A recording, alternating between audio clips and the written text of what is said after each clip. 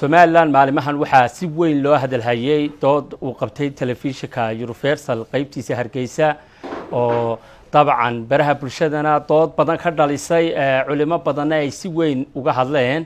haddaba arintaas ayaa si aan wax uga weydiino arintaasi iyo waxa baldoodaasi kalifayba waxaa hadda barbarkayga fadhiya agaasimaha guud ee telefishinka Universal ee Somaliland Maxamed Caabi Digaale in waad ogtahay doodana qabateen dood waxay dhalisay badan arintaasi bal waxay ku qotantay nooga waran oo bulsho badan si weyn uga hadleen culimo fara badan badriyo doodana aan qabanay runtii waxay dood ka baxday TV-ga 2 casho ka hor waxaana noqotay dood runtii saameyn aad u weyn ku yeelatay dhammaan ummadda Soomaaliyeed meesha degto maaha Somaliland kaliya meel kasta afka Soomaaliga laga hadlo runtii waxay noqotay dood aad u gulgishay oo aad laga hadlay taana waxa keenay markii aan u sameynay xayeysiin yar oo kooban ay dadku waxa ka dhaxarkeen mataqaana dad si khalad uga hadlaya muxuu ahaa sadohda ama sheegay inay gabadha guriga mas'uul ka tahay ama inaan hooyo guriga iman karin taas runtii ka soo horjeeda akhlaaqda wanaagsan ee qoyska muslimka ama dhaqankeena suuban laakiin waxa weeye dood marka la isugu yimaado meesha waxa yimi ilaa 20 qof baa yimi 17 qof waxa dad runtii si fiican uga hadlay oo dhaqankeena iyo diinta garanaya maadaama ay ka mid ahaayeen dad aqoon-yahan jaamacada ka yimi abwaano madax dhaqameed laakiin laba qof ama saddex qof runtii dhalinyaro oo ka hadlayay mataqaana maanta wadogta generation dambe lama fikir lama aha dadkii hore mooyaan sida kale runtii dood runtii aad fiican bay ahayd anaguna ka xunaay dadkii sida khaladka u fahmay wax leenahay runtii anagu ma jeedin inaan mataqaana diinta islaamka wax ka soo jeedin inaan sii deyno ama dhaqankeena waxa weeye qofkan waxaan kula talin lahaa runtii inay dhameystaan dood si fiican wada fahmaan oo wada dhuuxaan waayo saacadii bay soconaysaa 10 daqiiqo haddii 10 daqiiqo kaliya laga hadlayo wax mataqaana aan diidanahay wax ka badan saacada runtii wacyigelinta iyo wanaag laga hadlayo ka badnayd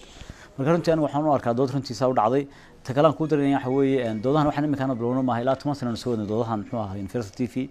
oo ku hadla arrimaha bulshada siyaasadda ku hadla dhaqanka ka hadla marka wax cusub imika aan bilownay maaha wax waliba soo jirtay doodan wasiirka warfaafinta Somaliland oo hadlay wuxuu idin ka digay inaad qabataan doodaha caynkan oo kala oo bulshada dood badan ka dhexdaliyay marka hadalka wasiirka sidaad u arkaysaa hadalka wasiirka waxaan u arkay wasiirku waxa weeye wasiirkayagii warbaahinta waxa timaada wasaaradda warfaafinta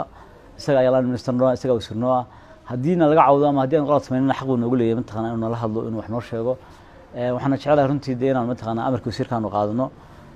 awal anagu waxay noo qorshahayagu waxaan shaqadii waxay mataqaana inaan dhaqanka iyo caadada iyo inta badan wadnay iminkana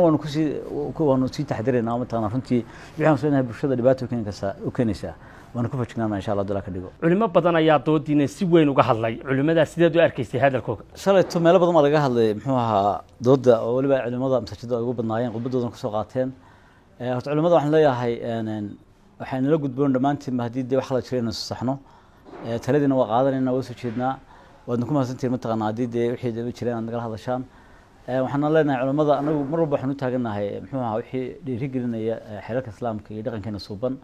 anagu waxaan nahay mataqaana dad islaama TV Soomaaliyeed weeye marka mar walba ka wareerin anaga mataqaana gacmasheen ugu hoos jiraan ama inaan dhaqaale qaadanay anagu mar walba waxaan nahay dad runtii ilaalinaya anshaxa suuban iyo diinteena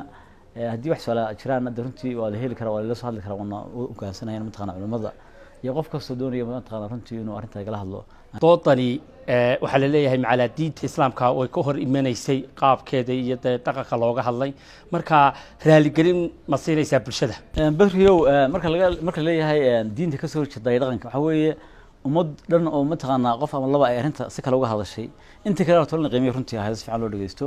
dadkan anagu marka meesha yimaadaan urkooda wax ku jira ma ogin qofna meesha ka hadlayna ma caburi karo mataqaana hadalkiisa deena mataqaana marka awood ma inaan isku jirno waxaan leeyahay runtii dadkii dhibsaday waan ku xunahay oo muxuu ahaa reelgelin wasiinana dabcan gariga dadka mataqaana reelgelin la bixiyo runtii wax aad u fiican runtii aan soo dhaweynayo waxaan si aan halka ka sheegay runtii ka cadeynaya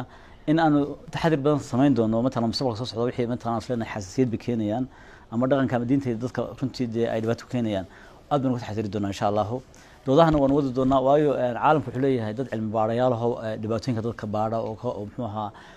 constitution meel dhan loo sameeyaa nasibdaro dalkeena waa dal yar oo wali saaw kubcin ma leeyahay meel runtii lagu baaro maxaa dhibaatooyinka qoyska maxaa keena dhaqaale la'aanta maxaa keena marka warbaahinta kaalinteeda inay qaato iyo runtii iyadu bal isxilqaanto oo ay baaritaan waxyaabo badan ku sameyso runtii arrimo badan oo hore uga hadalnaa wax ka soo baxay resultaado fiican waa laga faa'iiday وأنا سألوا سقاطن كرو مع احتراق Somaliland صد سنة وقاتوا محمد هرنتي لو هلواي صوت حويان budgetka ugu jira miisaaniyadda qaranku ma aha mid ku filan wasaaradda arrimaha dibadda Somaliland inay meelo badan safaarad ka furato inay yar ku qabsato marka waxa weeye doodahan qabanna ma waxaan iska qabanayna waa doodo runtii keenaya in magaranaysa wax laga faa'iido wada yeeshaan conclusion ay yeeshaan wax laga faa'iido daawadayaalkaasi waxa uu ahaa agaasimaha Somaliland ee telefishinka Universal Maxamed Caabi Digaale oo waraysi kooban aan ka qaadayay anigoo ah Patrick Osar